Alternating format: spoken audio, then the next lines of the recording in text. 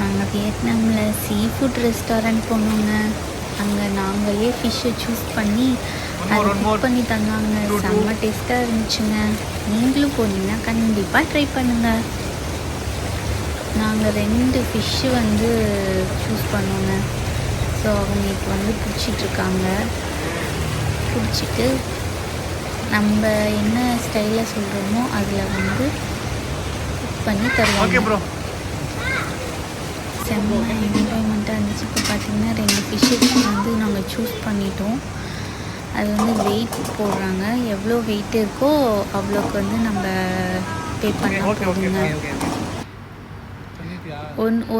ஒரு ஃபிஷ் வந்து பார்பிக்யூ ஸ்டைல்லே இது பண்ணி தந்தாங்க.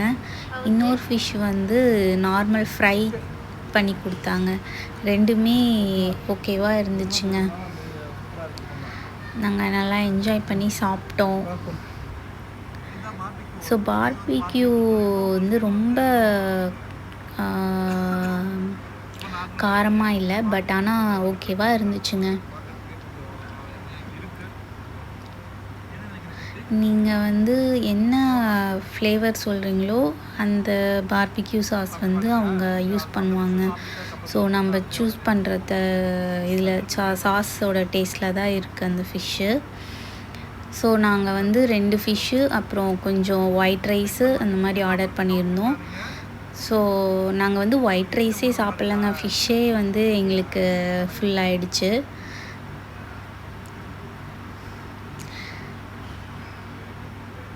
நீங்களும் போனீங்கன்னா கண்டிப்பாக இந்த மாதிரி டிஃப்ரெண்ட்டாக ட்ரை பண்ணி பாருங்கள்.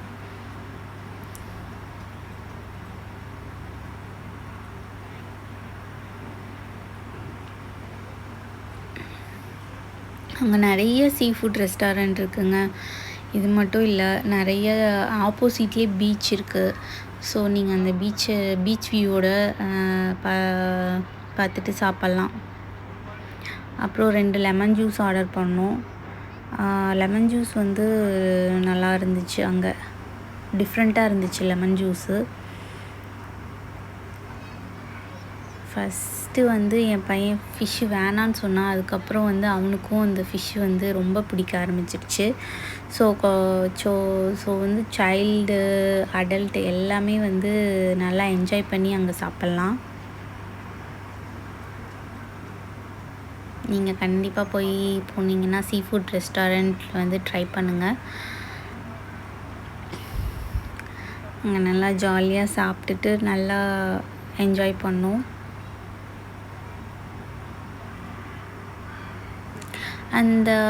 அந்த ஃபிஷ்ஷுக்கு ஒரு ஃபிஷ் சாஸ் கொடுத்தாங்க. அதுவுமே நல்லா இருந்துச்சு. ஓகே, நீங்கள் கண்டிப்பாக ட்ரை பண்ணுங்கள்.